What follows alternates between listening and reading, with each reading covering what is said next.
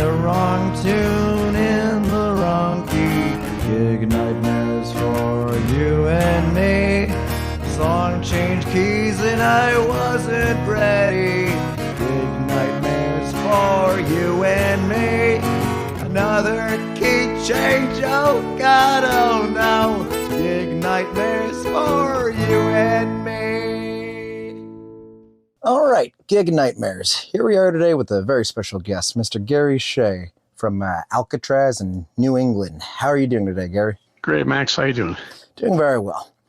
So I had the pleasure of chatting with Jimmy a few months ago. I saw Alcatrazz in Pittsburgh about a year ago and was chatting with him for about 2 or 3 hours after the show, just asking about the music industry sort of stuff, being a musician myself.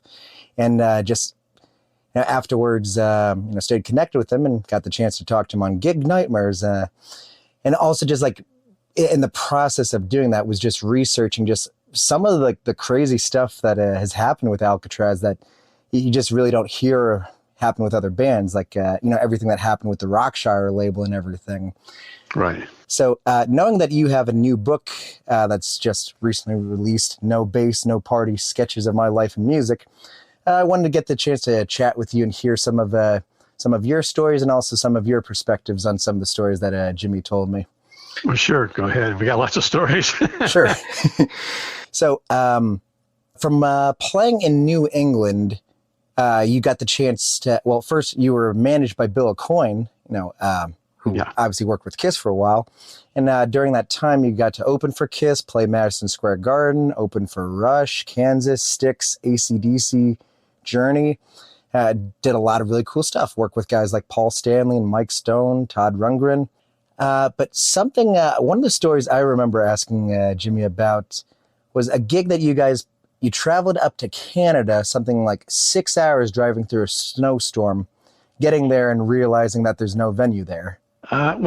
We were booked at a place called the Rock Cliff in Stansted, Canada, where we'd played before. We used to play back then play for 7 nights, 4 sets a night. And we drove up there and it was a big snowstorm and it got canceled for a few days. So the owner took us in a car to his buddy's nightclub up the road to a little place, and we just kind of hung out there. But yeah, that was a cancellation. That was way back when we were way before New England. We were called Target. That happened. It's about 6 hours from Boston up to that part of Quebec. Fun. But we were there and we showed up like we said we would. And I also read one of the first gigs where Bill Aucoin came to see you guys, your SVT amp caught on fire. Yeah, that was our audition for Bill at our studio in Braintree. And, he came up to New York, from New York to see us. And we brought him to a little place in the woods. And he sat down on a folding chair right in front of my amplifier. And we were going.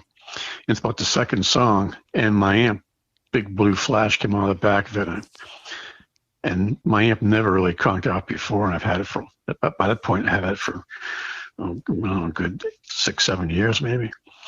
And I hit the standby switch, and it stayed on. We spoke for a while, and then I put the switch back on. It seemed like it was okay, so we continued playing our set, and it worked out great.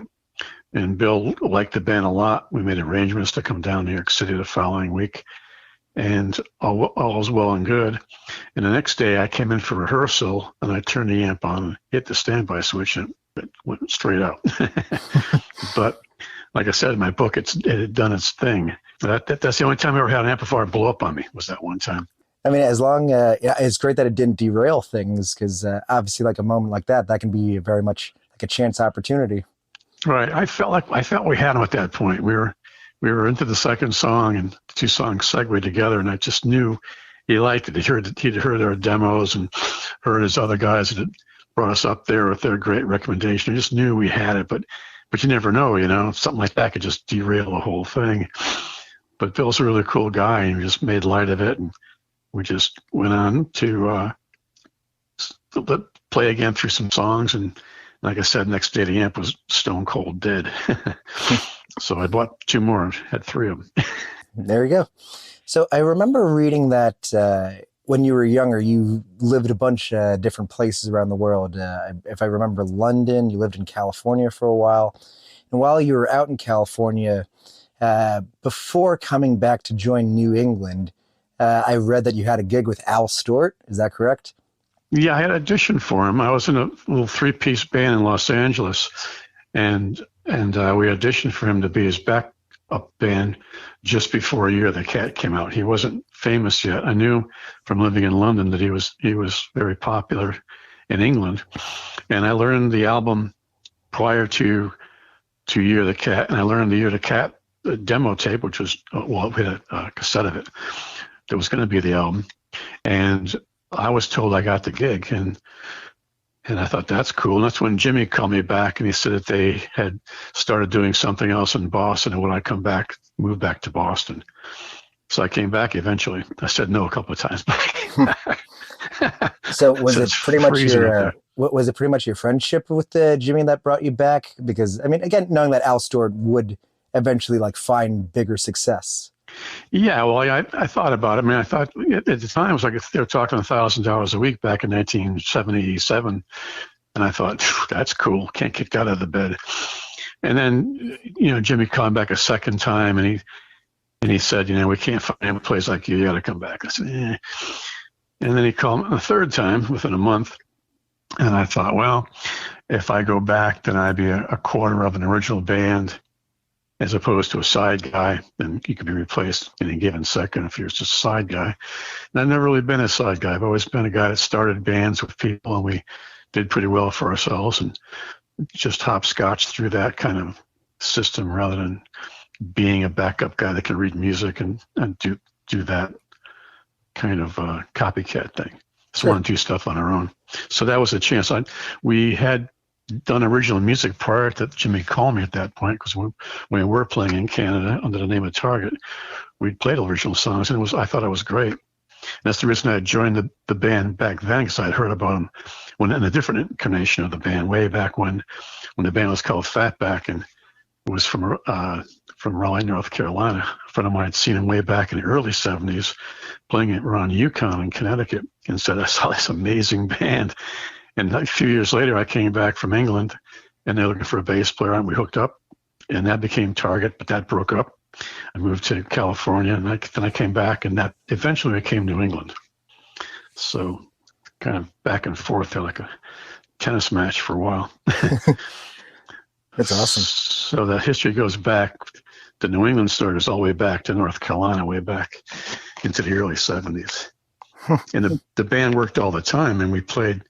I was only in the band before I broke up again for something like 7 months. We did 90 gigs in 7 months. We're playing in Plattsburgh, New York, and Albany, and at the beaches in Rhode Island, Newport, Rhode Island, playing in Cape Cod, playing in all the mixers like at Harvard University, Graham Junior College, playing in through Connecticut. We were always working. We were just gone. But then John and Jimmy had a chance to record with Annie McClune for her album, and we broke the band up so they could do that. And I went back. At that point, so when I went to California with a friend of mine, thinking something might happen there. And they rang me and said, "Come on back." Probably a year later, after we broke the band, broke up the group Target, and we became New England in a couple of years from that point. Long story. That's awesome. Yeah. But I believed in the music. John Fannin writes great songs. And I love the fact that all his songs are different. He never plays the same guitar solo twice. He's just one of the guys that just plays scales and, wobbles through the whole thing, regardless what the song is doing. And he played really great melodic guitar and, cool backward stuff like George Harrison did and things like that. I had a really good time playing all the New England stuff we played. Really melodic, and we played quiet songs, we played fast driving songs. We weren't limited to being like one or the other. So when I had the chance to come back, I said, I'm coming back. Whatever it takes, I'm coming back. And we rehearsed for 2 years in the middle of nowhere in the woods and didn't play any place for 2 years until the day that the guys in KISS heard us in Rhode Island and said, "Who are these guys?" They heard our tape we've been making in Philadelphia. We had a chance to record a 16-track tape in Philadelphia, which was back those days was a big deal to have any unknown band have an unknown demo tape on 16-track, usually be 4-track or 8-track. Sure. And it sounded great. The third tape we did like a couple of songs 3 different times, had like 6, 7 songs. And the third batch, everyone started saying, "Who are these guys? Who are these guys?" And it started taking off from there to where the band got signed up, and off we went to New York City and around the planet, basically, from that point. So it was kind of a whirlwind thing there for a while. So fast forwarding a couple years then to the formation of Alcatrazz, which, I mean, more or less was a supergroup with all the experience that everyone already had there. Obviously with Graham playing with Ritchie Blackmore and, well, everything he did in the 60s, you and Jimmy with New England, and then even Yngwie, even though he was only with Steeler for a short amount of time, everything that he would go on to do. And also, Jan playing with Alice Cooper. I mean, right. Again, super group right there. We consider ourselves to have a good shot, that we would be fashioned in the band of Deep Purple Rainbow and Michael Schenker group, because of Graham, the way his voice is so cool and unique, that we put a band together. And we were lucky in getting a record deal right away with no demo, and off we went. Here we are still together as Alcatrazz, and that was like 45 years ago that all happened. So it's been an amazing series of events to get us up and down and back and forth over the years to do all this stuff. And we were in Paris, and I'm driving through France and driving through the French Alps going, man, this is way different than playing in the middle of Vermont someplace. And, how lucky we are to be able to do this, especially years later. We're not spring chickens anymore, so it's another factor of this whole thing. I mean, we're not in our 30s anymore. We're not in our 30s. Hell, we're not even in our 50s. We're way beyond the mark. And we have a great time doing what we do, and I think we do it pretty well because of our experience. We still rock. I still play the same way I played when I was 16, just balls to the wall, go for it, boom, no competition, and play. And I think that if they're going to be serious about it, you have to have that kind of attitude. You can't be just indecisive about, well, the other band is really good, or they're another famous band or something. It's like, gonna kill them, let's go. If you're a football team, you don't think that when you're playing football. You go out there and play the game, play against the other guys, and go for the best. So knowing that the first lineup of Alcatrazz, from the first record, didn't really last all that long since Yngwie left to go pursue the solo career, there's many different kind of takes and perspectives on how that first lineup actually got along. Like, there's stories online of fist fights on stage between Graham, Bonnet, and Yngwie Malmsteen. But when I was talking to Jimmy, he said that never happened. So I'd like to hear your perspective on what it was like actually with the dynamics in the band. I'll say it again. It didn't happen. It's a fallacy of the internet. And what happened was, we were on stage, and I forgot where we were. I think we were somewhere around New York on the Ted Nugent tour, maybe the Schaefer Festival on the river. I can't remember, but it was someplace in the Northeast. And Graham backed up for whatever, and Yngwie was doing a solo, and Graham just backed up enough that he stepped on Yngwie's cord, and it pulled out of the amplifier. And Yngwie had a heart attack and pushed Graham and accused him of doing it on purpose. And I was standing right there, the three of us. I'm on the stage. I'm not behind a drum kit. I'm not behind the keyboards or in the audience. I'm standing right there with the two of them, watching the whole thing, going, stupid. Just put the chord back in the amp and keep playing the song. We're in the middle of a concert here. Got time to be goofy. So it was just kind of stupid. And that's what happened. So it was never any Yngwie punched Graham, or Yngwie, he stormed out and quit the band, and he got a record deal. And if you read my book, I detail it more about what really happened with all that. when we went to Japan with Yngwie, we were doing great. Got along great with Yngwie. We had a great time. We put that record together in a short amount of time. We worked really hard on that record and put the whole band together from scratch. Didn't know each other. It wasn't like some bands, you know, somebody from other bands. We went to high school with somebody. We were all strangers. And we put the group together. And Jimmy and I were the ones that, you know, with Graham, started the band with the manager, the four of us, and hired everybody else, including Yngwie. And when we got to Japan, and Yngwie was offered a 4-song EP to record because he was part of Alcatrazz. So we got a gold record for the first album. We hit Tokyo, and they said, "Do you want to do a 4-song EP, like a guitar thing?" And we said, "Sure." And that's good for the band, good for Yngwie. Great. But then at that point, some of the advertising was saying Alcatrazz featuring Yngwie. And Graham took that as a personal insult, and the manager at the time started feeding Yngwie's head with all these visions of grandeur, and we started arguing. And Yngwie started running around the stage and just being hard to get along with. And Graham wanted to fire him. And we were thinking, well, let's just make another record and, you know, keep it going. It's hard to recover from doing those kind of things. And he is a very good guitar player. And it's a certain sound we have, and can't just get anybody to jump in here. And it kept going to the point where while we were together, we auditioned a couple other guys, one of which was Steve Vai, and made a decision to replace Yngwie. And then we went on tour for the rest of the summer on a huge Ted Nugent tour.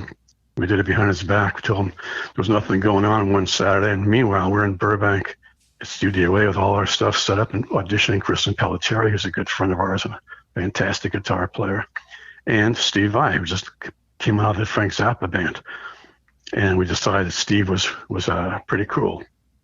And so was Chris, but Steve had kind of a quirky thing and an original kind of thing that we were going for, not to be the next Rainbow, the next Michael Schenker band, but be our own band. That Alcatrazz is Alcatrazz. When you hear Alcatrazz, it's like Journey. We don't think of Journey and think of the Rolling Stones or the Beatles. We think of Journey. Sure. They have their own sound. The Rush has their own sound. And that kind of thing. Because there's so many bands out there that all want to be the Rolling Stones and they want to be Aerosmith. And that's nice. But I don't want to be in a band like that.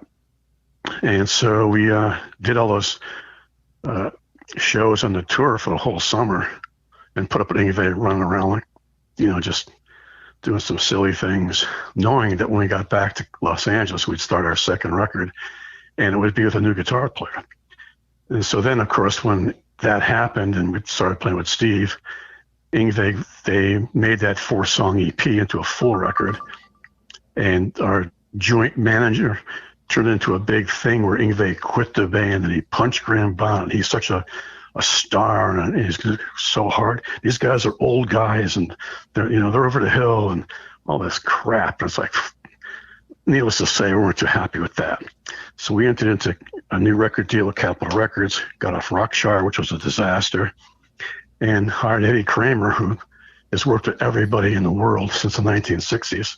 So those 2 records were done pretty quickly within a year and a half of each other, and 2 Japanese tours stuck in between, and North American tours with Eddie Money. And we did 20 shows with Ted Nugent, the Penetrator tour, as well as headline ourselves all through the South and the West.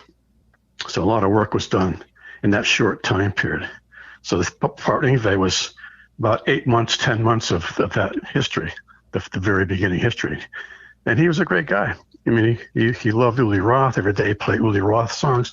I'd never heard of Uli Roth. He said, "Man, you gotta hear Uli, man. He's the best guitar player in the world." And he turned us on to Uli, and he loved El Demiola. And I said, "Why don't you tell people that you like El Demiola? Why do you keep it all secret that you only like Ritchie Blackmore and you can only wear boots like Ritchie Blackmore and look like him? Why are you doing that? Just be yourself. You don't have to copy somebody else like that." But he wanted to do that thing, the Ritchie Blackmore, clone thing. I said, "Whatever. Yeah. It's only going to go so far for you. You're never going to get in the radio with that, for number one." That was another thing that we couldn't.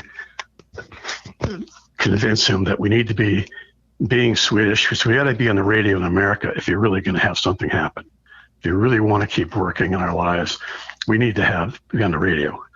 And don't make fun of Night Ranger or some band that's got all kinds of hits and platinum records. You wish you had a platinum record. You wish to be that lucky. And they're nice guys. All those bands, nice guys. Very few bands we've met that are well-known bands are jerks. They're all nice guys that done the same thing. They've had newspaper routes when they were a kid. They bought a guitar and they hoped for the best. And now they're this band and that band, and they're headlining auditoriums around the world and doing great for themselves. And it's not hateful to be on the radio. It's not an insult. It's not some sense of pride to not be on the radio. It's idiocy to not be on the radio. It's the whole name of the game, is to be in a jukebox, At least I thought.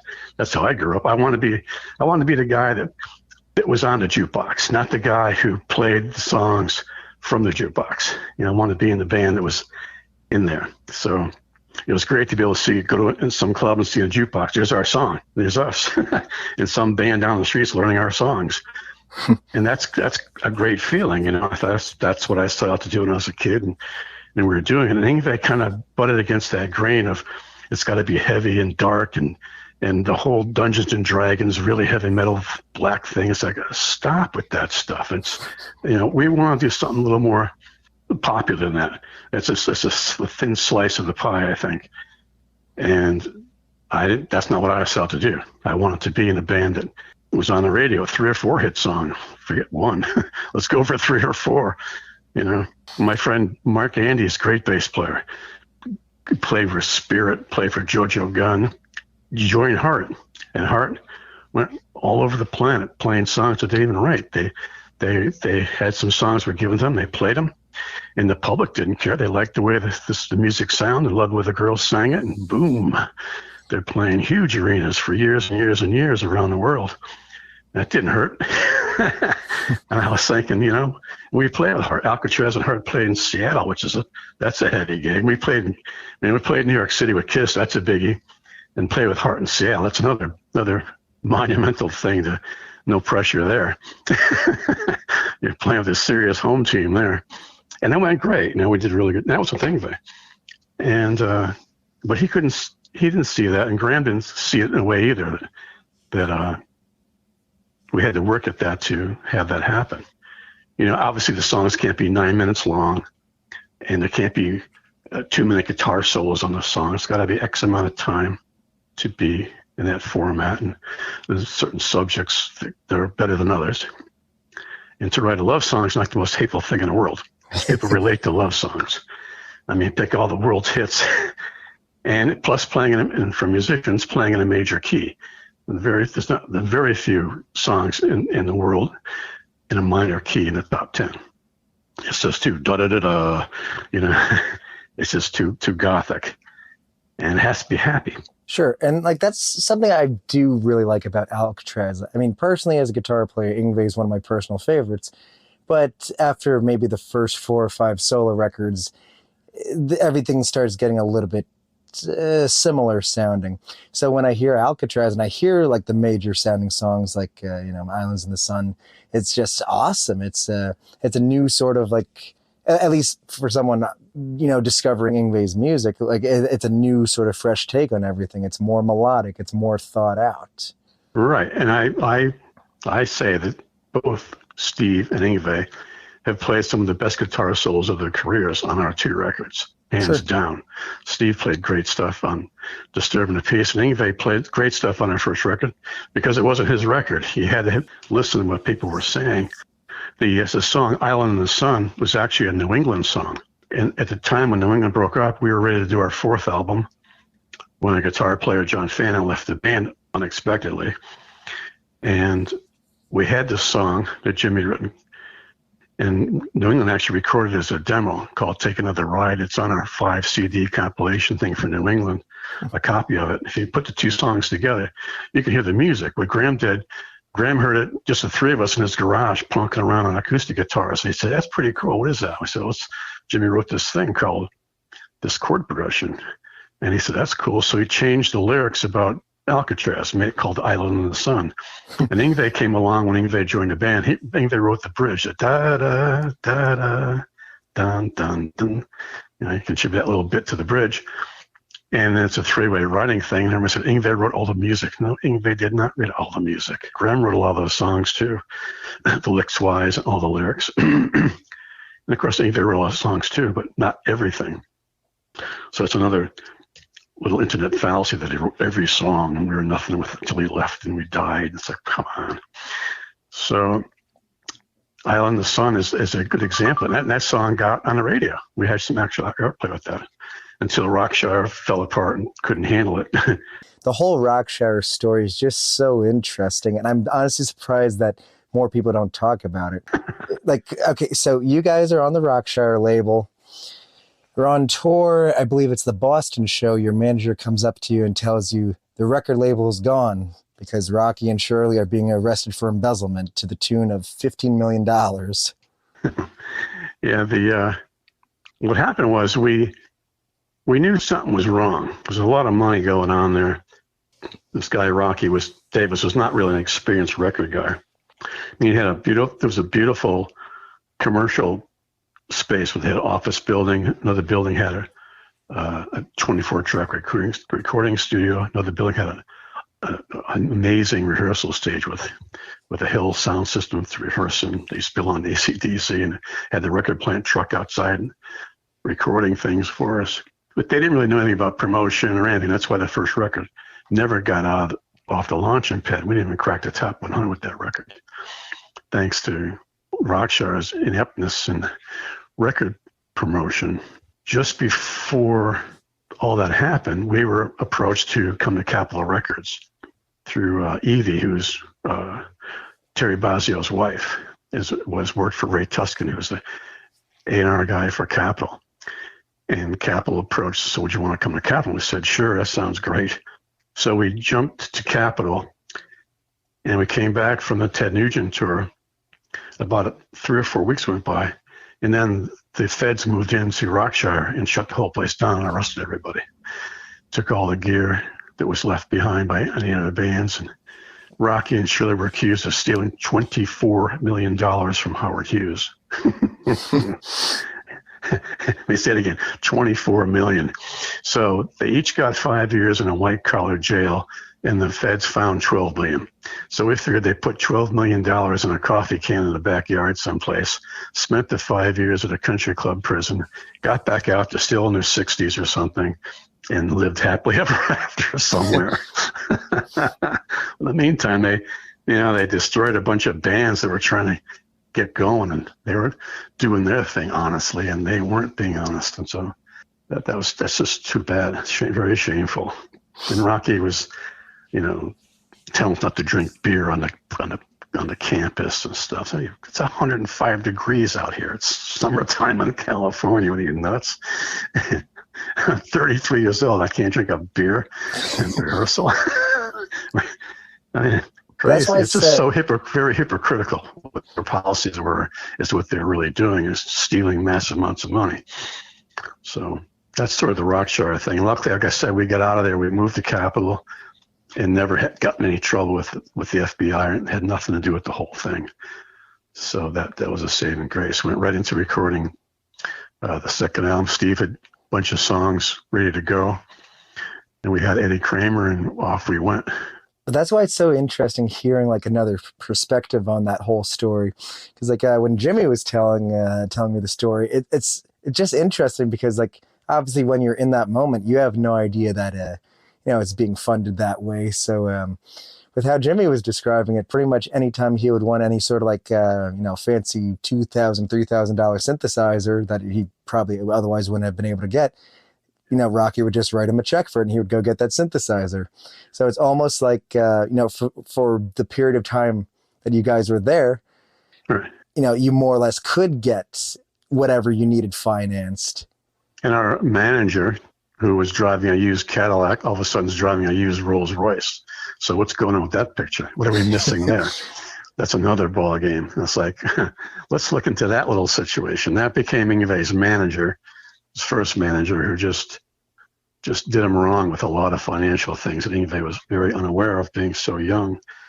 I told him one night in a limousine, I said, I just got to tell you, your contract's different than mine as far as this whole thing goes. I mean, you signed something you should never have signed, and you think you got it all down, the world's coming to you. It's like you're going to pay for it. Because Andy, you signed all the stuff away, you signed all the rights to all the stuff away to the manager. And we didn't do that. We've been doing this for a while. I'm not 20 years old.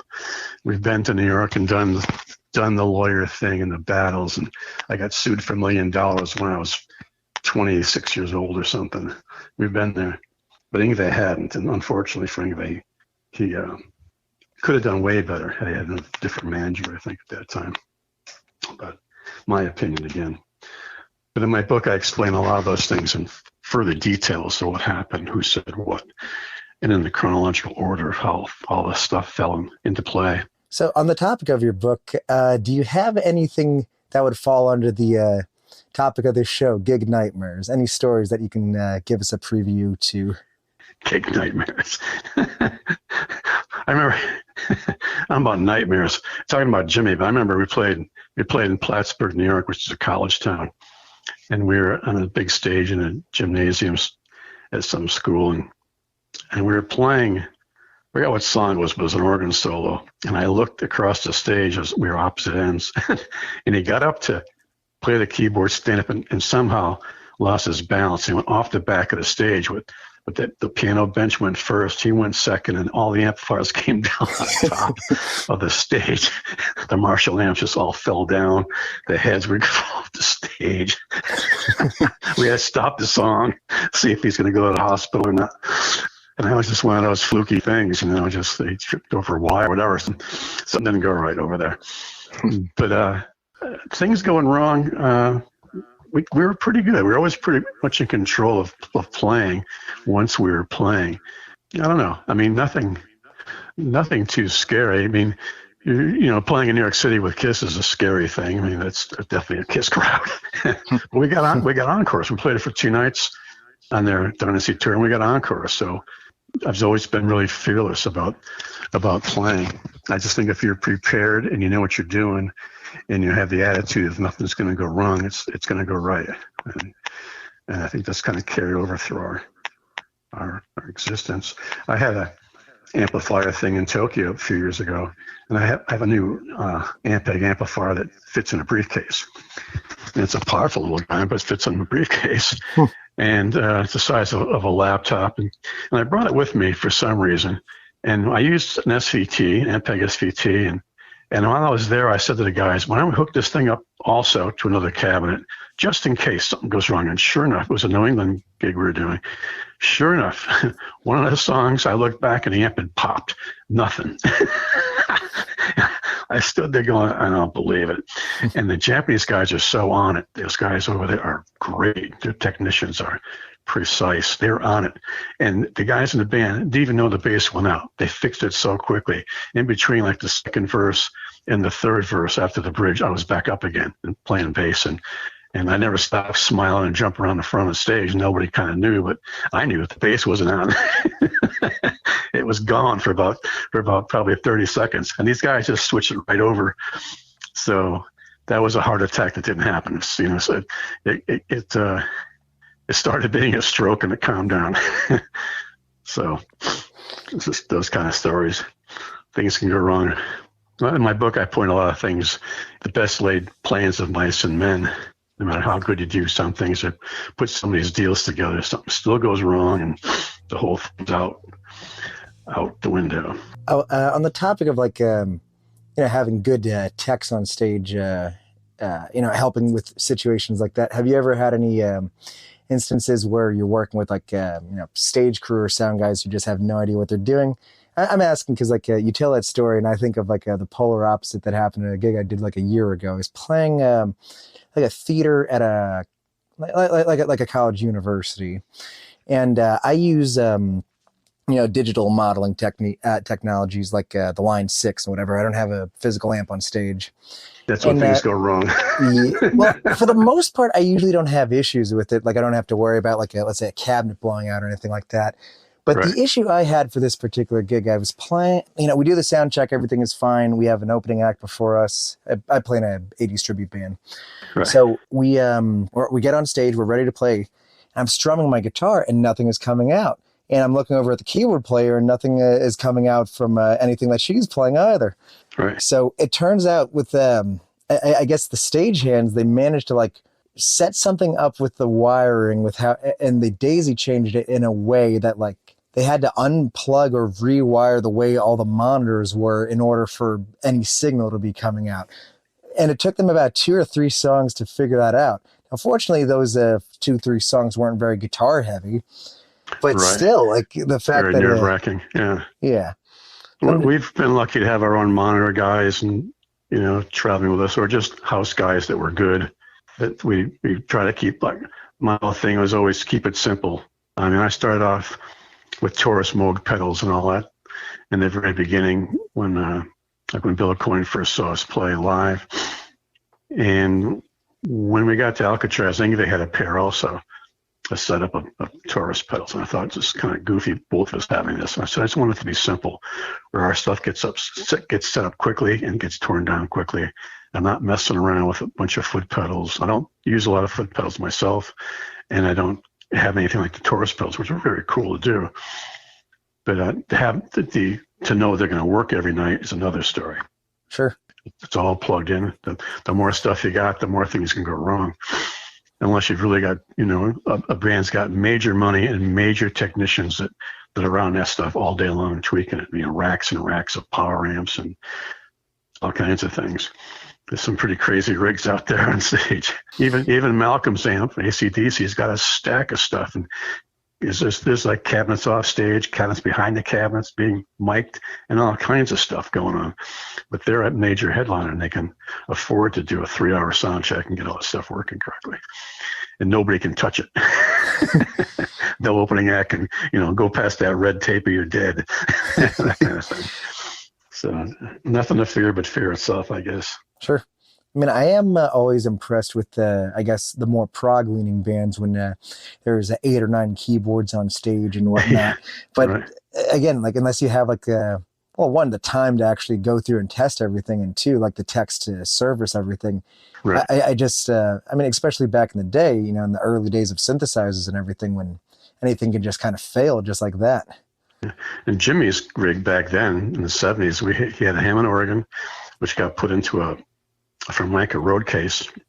It looked like a Vox Continental with folding legs. And he had that. It had 2 Mellotrons. It had a World Selection piano. We had a Yamaha CP70 piano, and an array of synthesizers and mini Moogs and micro Moogs and RPA, an RMI computer keyboard that ran on punch cards back then. And now I look at him on stage. He's got 2 laptops and 2 keyboards. That's it. This is 2, triggering keyboards on 2 stands underneath each other and 2 laptops, and that's it. And all that stuff comes out of there like it roars like Gorilla, just like the old stuff did. But it's all on the computer. But it takes him a lot to get that going every night, and he has to do it himself to do it right. But my point is, he does it all that big gear is now inside this little box, and it roars.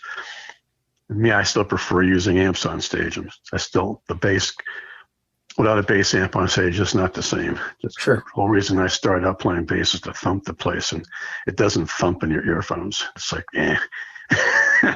not happening. Yep, I definitely agree.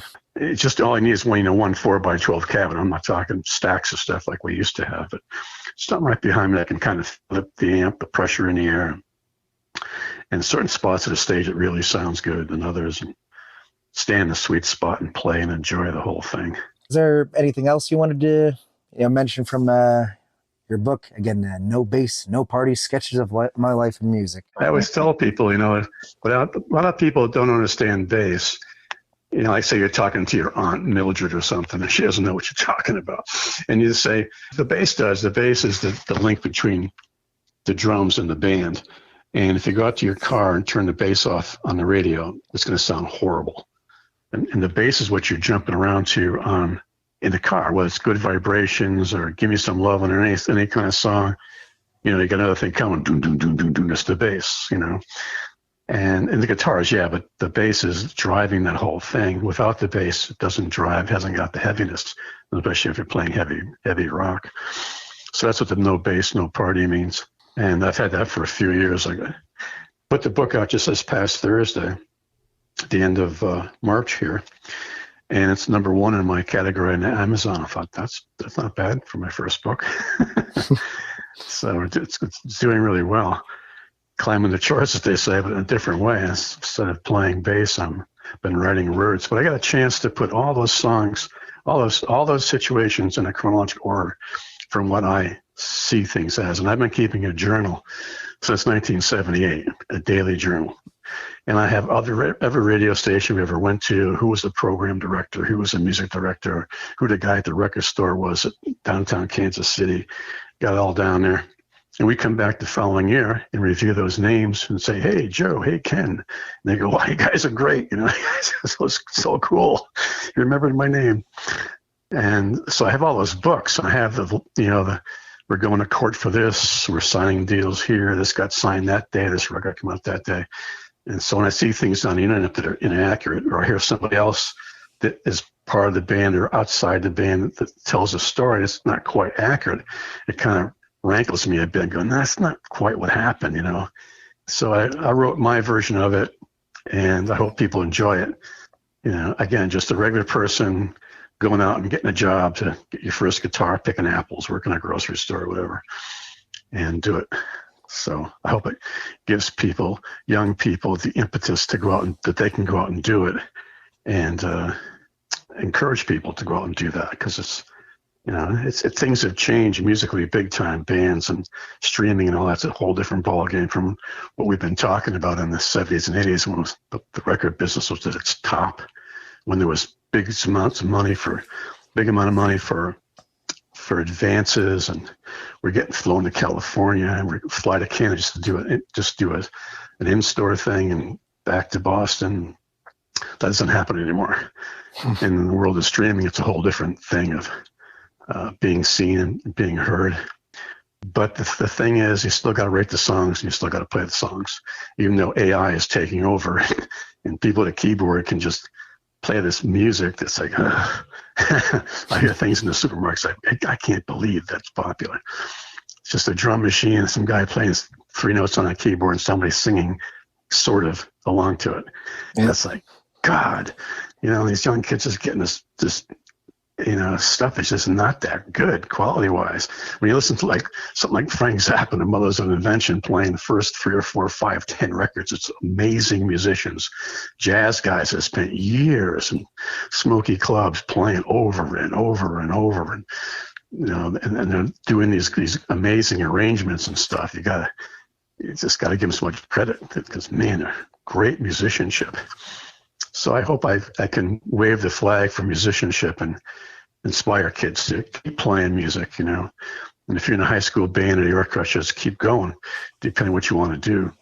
So many opportunities out there that I think people sometimes overlook and think, well, you can't do that anymore. But I always say there's always somebody in the top 10.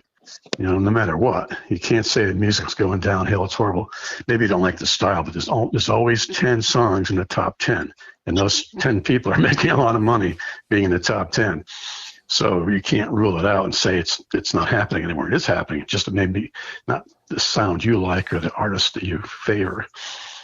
So if you can go around that and weave yourself in there, and if you're a prog rock band, you know, there's certain categories, like playing in Europe is so much better to be a prog rock band or even a heavy metal band. Like we play in Europe all the time. We can't get arrested in Ohio. It's like, what's wrong with that picture? You know, it's like, why is it like that? And there's just so many good bands out there that don't get any attention. If it weren't for YouTube, you'd never know half of them. And so it's a good thing. So hopefully young kids can meld the media with the music and come up with some great stuff in the next few years. So I hope my grandkids get some good music to listen to, because I had an amazing amount growing up in the 60s and the 50s and the 60s and the 70s and the 80s.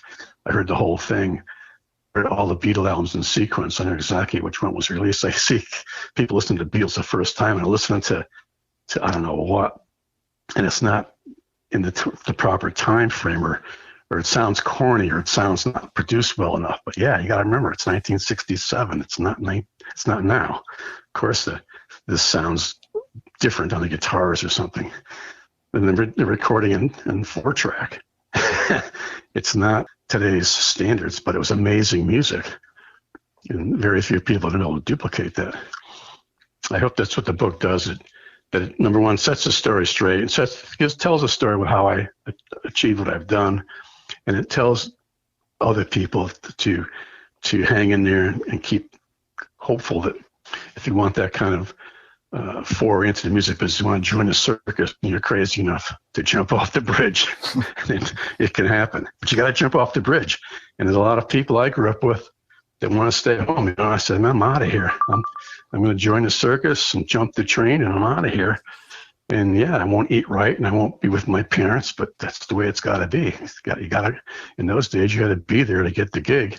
Couldn't fly tracks in on a computer. You had to either be in London or be in LA, and that's where all the action was. Be in Boston, New York City. So I pursued that way back then, doing things like that. And I can also appreciate what you mentioned. You kept a daily journal. So I mean, I think that definitely adds a little bit more validity to your perspective on things. Like, I mean, I love reading, different autobiographies and memoirs. I've read the four original members of Kiss, and hearing the different perspectives. But I also read Yngwie's autobiography a few years back, and even just like from the first couple of chapters, some of the perspectives are interesting. Like I remember at one point he mentions something along the lines of driving a motorcycle up and down the stairs of his high school, and it's like, well, did that really happen? I don't personally believe that. I was talking to Jeff Scott Soto a few years ago, and he said that Yngwie doesn't even ride a bike. So, who's to say? Well, he bought a couple. He's got a couple of Ferraris. He bought a Jaguar and hit an oak tree during his first album, almost killed himself. Ugh. But prior to that, this is a funny story as far as driving goes and Yngwie stories go. Here he is, he's 20 years old, and Jimmy and I decided to take him out, give him driving lessons. So we're in the Laguna Hills up over the Pacific Ocean, this big blue 1970s Buick station wagon that Jimmy had at the time. We almost went off the road into the Pacific Ocean. We said, stop right here. Go learn how to drive with somebody else, but not us. And we used to drive taxi cabs, Jimmy and I, at one point in this whole story.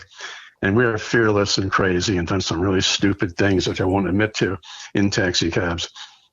As far as driving like maniacs is concerned, nothing scares us, is what I'm trying to say. And Yngwie scared the hell out of us. So, that just shows the extent of how bad he was driving. It's like, Jesus, But don't you get about left, right, stop? But that was, it was a lot of fun back then. It's too bad it couldn't have gone further. But things change, and people's tastes change. The music business tastes change. It's like bands that were still boogie bands in 1978, 79. By that time, it was all over. And they weren't signing any more bands. They just played boogie. Come on, baby, come on down. We're going to rock tonight. It's like been done 100 times. So they moved on to other things. And we saw ourselves as being in the same category as Styx and Kansas and that kind of thing. Orchestrated rock music is what I'd call it. So we always liked the Moody Blues and Procol Harum and those kind of bands. They were very musical, had string arrangements and violins and cellos. And the first King Crimson album, Court of Crimson King, was awesome. And it was like in Palmer. But I always said that New England was a prog band that played 3-minute songs. Because if you listen to our stuff, there's a lot going on in those songs, but it's only for 3 minutes. We didn't stretch them out for 7 minutes. So again, it's a prog band that played short songs, and it worked for us. We got to play our music and jam it in there, and that worked out. That people liked it, enjoyed it, and there was some meat to it because it wasn't just boom, boom, boom. It was a lot of interweaving melodies and harmony parts. I remember singing harmony parts and playing and kicking pedals and stuff. And people said originally that there's no way that this band can play live. When they heard us live, they went, Jesus, you guys sound better live than you do on the tape. You guys are powerful. So yeah, we know. We've been trying to tell you. Let's go. Book us. Let's get out of here. Let's make a record. Let's do it. We know. We've been working at it. That's how we play, hard and heavy, but we still play light ballads and acoustic guitars. And John knows how to finger pick and play really nice, cool 12-string guitar things, and then we can raise hell with the best of them. And like a lot of times we're on tour, like say with Kiss, we're not going to play a bunch of ballads or whatever. So, but on our records, we were able to expand and have a diversity that a lot of bands don't have diversity. Some bands, you put the first track on, it sounds great, and the third track's like, the fifth track, you've heard it already. The same key, same singer, same subject for the lyrics, and it's like, okay. And then, you pass on that band. So we want to go beyond that, to have some substance and something we could be proud of and something people could sink their teeth in and say, hey, these guys are pretty good. So we were successful at that, and I'm pretty proud of that. All right. Well, awesome. Well, listen, I've really appreciated getting a chat with you, and I wanted to thank you for taking the time to be a guest here on the show. Yeah, I really appreciate it. Thanks. So but I hope you get a chance to look at my book, and if you have any questions at all, call me if you want to get some extra information on something or anything like that. All right. Sure. Sounds good. But yeah. Great talking to you. Yeah, much appreciated. Again, thanks for taking the time. Oh, you're welcome. Well, good luck with everything, and knock 'em dead, man. Thank you. Go for it. All right. Yep. Talk to you soon, I guess. Thank you, sir. I'll talk to you soon. Yep, bye-bye. Bye.